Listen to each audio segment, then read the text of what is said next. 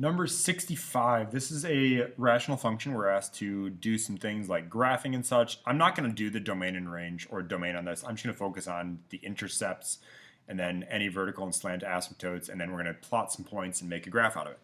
So for this in general, x-intercepts, set your numerator equal to 0. So numerator equal to 0, we're going to do x squared minus x plus 1 equals 0. Now, if this were factorable, we should do that, but unfortunately this is not. This is not something that works out nicely. So there's really no x-intercept here. You can't solve for x there. Now the y-intercept, set x equal to 0 and plug it in. So in our numerator, we'll have 0 squared minus 0 plus 1 over 0 minus 1. So we get 1 over 1, which means, 1 over negative 1, which means we have a y-intercept at y equals negative 1. So that's our y-intercept, and we're going to start plotting that on a graph. I'm going to make a graph up to the left over here. So at y equals negative 1, it's going to go through our graph right there. Other things we're going to need to find. Asymptote. Pardon me. Vertical asymptote. Set your denominator equal to 0. So we have x minus 1 equals 0. To solve for that, well, we're going to add 1 to both sides, so we end up with x equals 1. So we're going to have a vertical asymptote at the line x equals 1. So I'm going to draw that on here using this straight line tool up through x equals 1. Now our horizontal asymptote, well, there isn't one, sorry. We're asked to find a slant asymptote. So the slant asymptote, the rule for that is divide and ignore the remainder.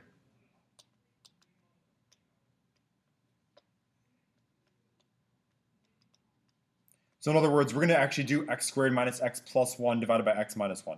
So x squared minus x minus 1 divided by x minus 1. And that's a plus 1. Sorry, x squared minus x plus 1 divided by x minus 1. And this is one that we could do synthetically. So we're going to put the 0 of our divisor. I'm going to move on down. The 0 of our divisor, x minus 1, so x equals 1. Our coefficients from our dividend are 1, negative 1, and positive 1. A whole lot of 1's going on here. So we end up with, drop the 1, multiply by 1, we get 1. Add those together, we get 0. Multiply by 1, we get 0. Add those together, we get 1. But again, we're going to just ignore the remainder. So this ends up being y equals, this is a 1x plus 0, and then we're going to ignore the remainder. So we just end up with the line y equals x as our slant asymptote. So if you're to graph that on your graph, I would encourage you to maybe plot some points here, but it's just the slope of positive 1. So it's going to be up 1 over 1, down, up, or left 1, down 1. And so it's going to just be this normal parent function linear as an asymptote. Now we're going to want to find some other values. So I'm going to plug in, let's say, x equals 1, or sorry, negative 1. There we go. X equals negative 1 and maybe negative 2, and just see what values we start getting there. And also, well, we already know what it is at x equals 0. So let's plug in negative 1.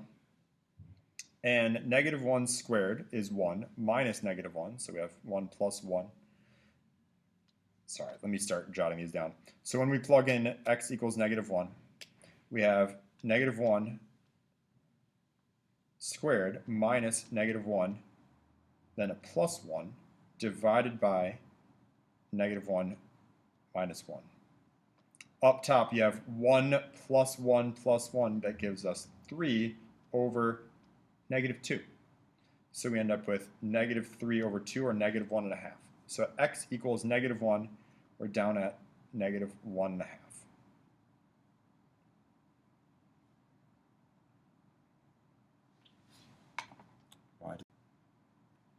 Now, folks, I would also suggest using a graphing calculator to kind of show what this graph's going to look like, because this part over here is going to kind of follow along there, and this part's going to kind of loop back down here. So it's going to be kind of hard to get some values on the right. But let's see if we can go a little bit over here. So let's plug in x equals 2. So plugging in x equals 2, we're going to have 2 squared minus 2 plus 1 over 2 minus 1. 2 squared is 4, minus 2 is 2, plus 1 gives us 3 over 2 minus 1 is 1. So it ends up being a y value of 3. So at x equals 2, we're up at a y value of 3 up here. And then let's do 3 as well. So we have x equals 3. Plugging that in. Oops, sorry, I'm kind of crowding my work here. So if I plug in x equals 3, we have 3 squared minus 3 plus 1 over 3 minus 1. 3 squared is 9, minus 3 is 6, plus 1 is 7 over 3 minus 1 is 2, which gives us like 3, not like, but 3.5. So at x equals 3, we're up at 3.5, a little bit higher. And folks, this is going to follow a pretty similar pattern to the lower left side.